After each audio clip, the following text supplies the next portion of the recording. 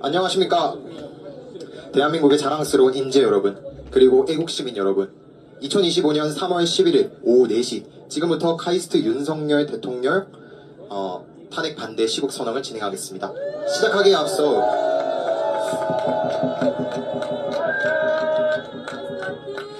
앞서 몇 가지 안내사항을 숙지해 주시면 감사하겠습니다. 첫째, 자차를 가지고 오신 분들은 캠퍼스 내 주차가 어려우니 외부 주차장 이용 부탁드립니다. 가까운 곳에 유성구청 주차장이 있음을 알려드립니다. 둘째, 학교의 면학 분위기에 방해가 되지 않게 하기 위해 학교 캠퍼스 내부로는 출입이 제한되어 오니 협조해 주시면 감사하겠습니다. 셋째, 화장실은 본원 정문밖 공원 공용 화장실을 이용해 주시기 부탁드리겠습니다. 형광조끼를 입으신 분들이 질서 안내 요원이니 구체적으로 안내받을 수 있을 겁니다. 넷째, 행사 도중 발생하는 모든 쓰레기는 개인적으로 수거해 주시길 바랍니다. 성숙한 시민의식으로 모범적인 시국선언을 이끌어내 주시길 바랍니다. 다섯째, 어떤 경우든 충돌과 폭력은 지양해 주시고 평화 시위를 지켜주시길 바랍니다. 경찰과 질서 유지 인원의 안내를 따라 주시길 바랍니다. 연설에 대한 호응을 해주실 때는 스피커는 자제해 주시면 감사하겠습니다.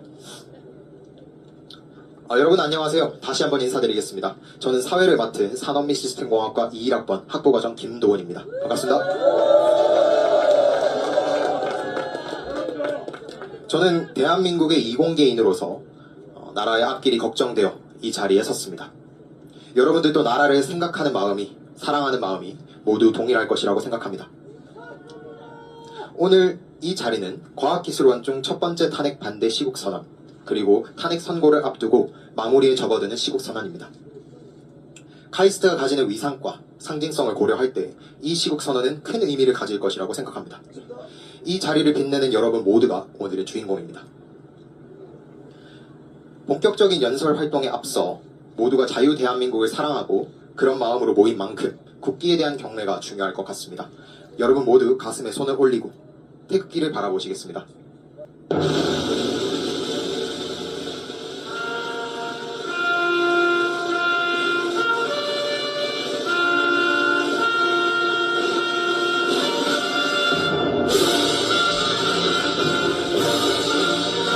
나는 자랑스러운 태극기야. 자유롭고 정의로운 대한민국의 무궁한 영광을 위하여 충성을 다할 것을 굳게 다짐합니다.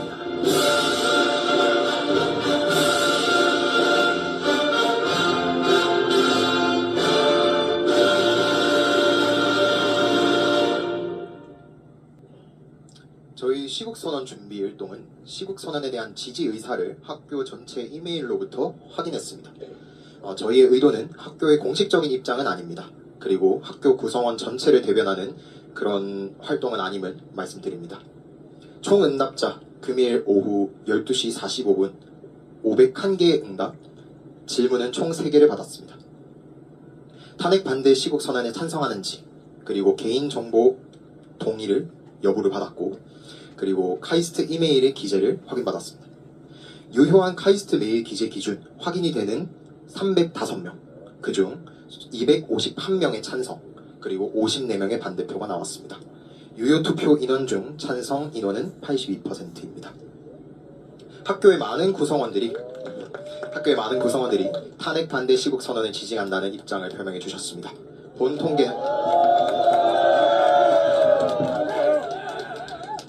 통계는 카이스트 메일 등 연락처를 기재한 분들 중 유효한 인원에 대해서만 집계를 하였으며 진실되게 보여드린다는 점을 다시 한번 강조드립니다. 다음으로 카이스트 재학 및 졸업생들의 연설이 있겠습니다. 사회자인 저로 시작하여 총 5명의 연설이 이어지겠습니다. 안녕하십니까.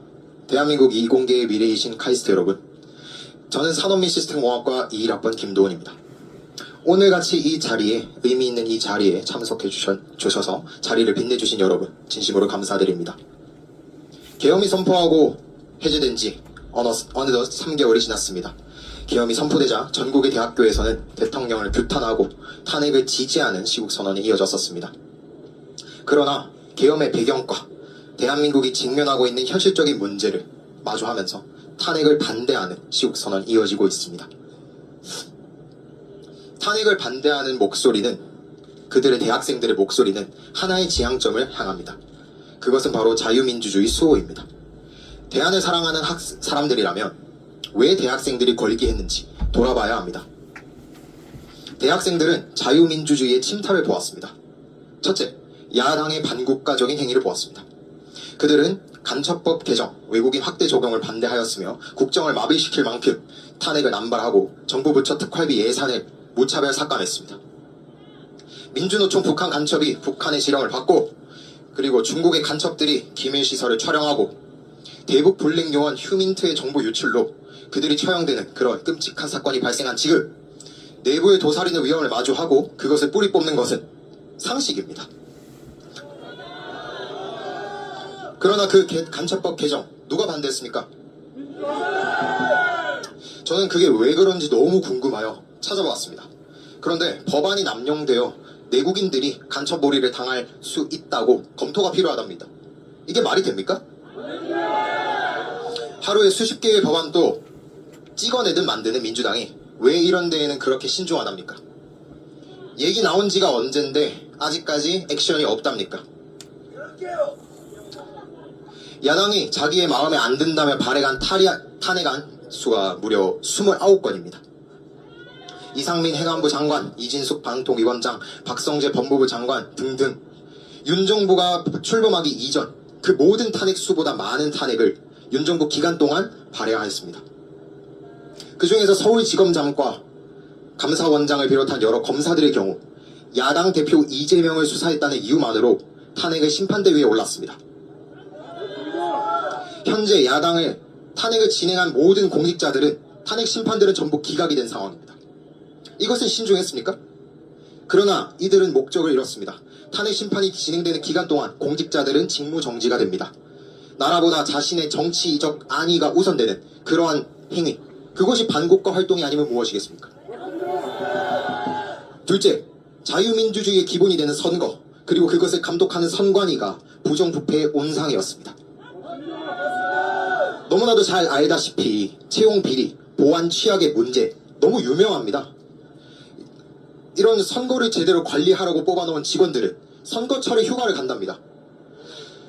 이런 선관위를 비판하고 선관위가 총괄한 선거에 대해서도 의문을 제기하는 것은 상식인 것 같은데, 참 이상한 것 같습니다. 그러나 이런 선관위를 야당은 감쌉니다. 반대되는 의견이 나오면 카톡 검열하겠답니다. 그리고 민주파출소가 고발하겠답니다. 카이스트 입틀막 사태로 분노했던 분들께 묻겠습니다. 여기에도 분노하셨습니까?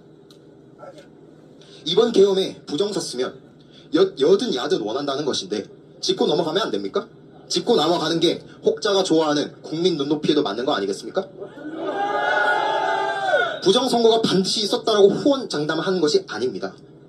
허나 자유민주 국가에서 유권자로서 충분히 검증을 요청할 수 있는 것이고, 여야 모두가 제기했던 의문인데 음모로만 치부하면 안 되는 것이죠.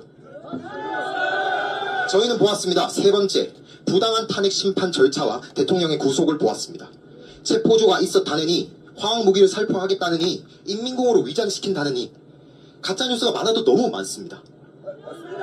오히려 최근에는 홍장원 메모의 패적 감정, 그리고 곽종근 회유 정황 등 초기에 널리 퍼졌던 것과 사뭇 다른 의혹들이 제기되고 있습니다.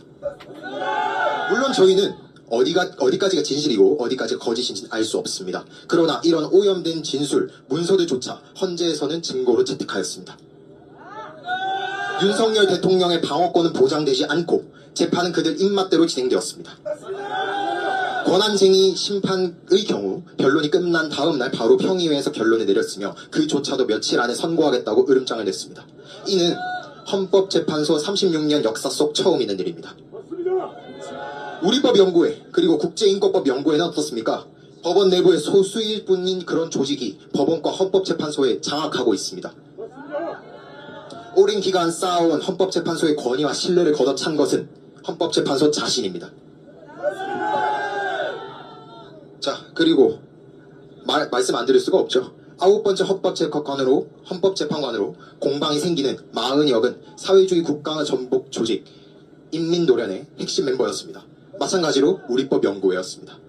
대한민국의 자유민주적 기본 질서를 부정하는 그런 사람은 헌법재판관의 자격이 없습니다. 또한 며칠 전 좋은 소식이 있었죠. 대통령의 구속이 취소되었습니다. 판결문에는 이렇게 적혀져 있었습니다. 형사재판 절차가 진행되는 이 사건에 있어서 절차의 명확성을 기하고 수사 과정의 적법성에 대한 의문의 여지를 해소하는 것이 바람직하다.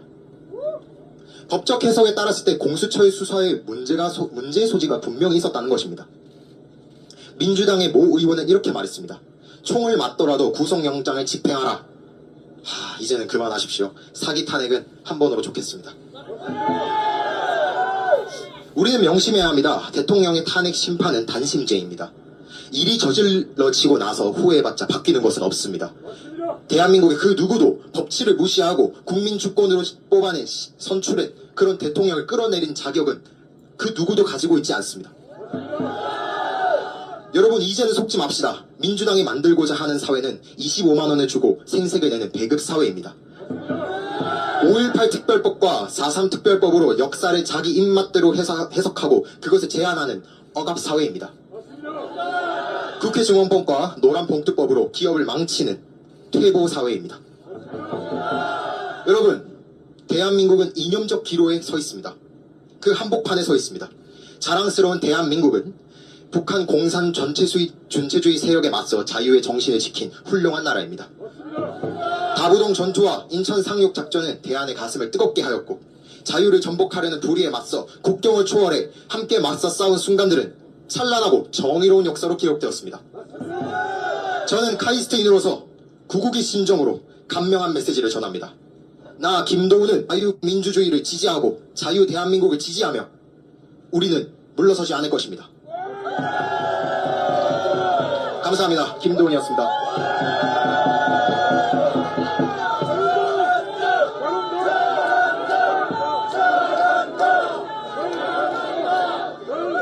다음 연사 발표가 있겠습니다.